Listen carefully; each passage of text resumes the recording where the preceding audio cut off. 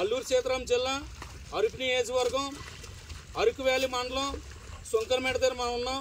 దయచేసి ఆంధ్రప్రదేశ్ రాష్ట్రంలోనూ అలాగే ఇతర రాష్ట్రాల నుండి వచ్చిన టూరిస్టులందరికీ కూడా చిన్న మనవి, అయ్యా దయచేసి మా గిరిజన రైతులు చూడండి, ఎవరైతే టూరిస్టులు కలిసి వస్తున్నారో బీర్ సీసాలు, వాటర్ బాటిళ్ళు అలాగే ప్లాస్టిక్లు పొలాల్లో వాడేస్తున్నారు.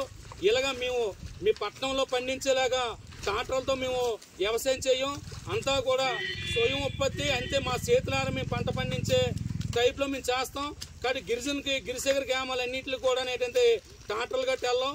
ప్రతి దమ్ము పట్టేటప్పుడు ఏంటంటే ఇక పారతో పట్టి ఆ పారతో తవ్వి దాన్ని మట్టాలి. ఈ మట్టేటప్పుడు ఏటవుతుందంటే మీరు ఏదైతే సీసాలు ఇసిరేస్తున్నారో మద్యం సీసాలు ఇసిరేస్తున్నారో ఆ మద్యం సీసాలు పగిలి గాజు పెంకులు గుచ్చుకుంటున్నాయి. దీనివల్ల ఈ జిల్లాలో చాలామందికి సెప్టిక్లు అయ్యి గిరిజన రైతులు ఇంటి దగ్గర ఉన్నారు.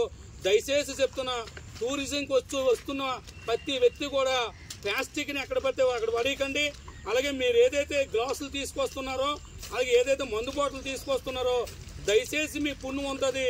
గిరిజన వ్యవసాయం చేస్తున్న నీటిలో పంటలు మాత్రం వడివద్దని చెప్పేసి ఓ గిరిజన నాయకుడిగా తుమ్మప్పలరావు ద్వారా మీ అందరికీ కూడా టూరిజంకి వస్తున్న అందరికీ కూడా మనం చేస్తున్నా, దయచేసి మీరు తెచ్చిన వాటర్ బాటిల్ కానీ, మీరు తెచ్చిన గ్లాసులు కానీ, మీరు తెచ్చిన మద్యం సీసాలు కానీ కనీసం వ్యవసాయంలో కానీ వేసినట్టయితే మా గిరిజన రైతులకి పెద్ద ఎత్తున నష్టం కలుగుతుంది. దయచేసి అర్థం చేసుకొని ఈ వీడియో ప్రతి వ్యక్తి షేర్ చేయండి.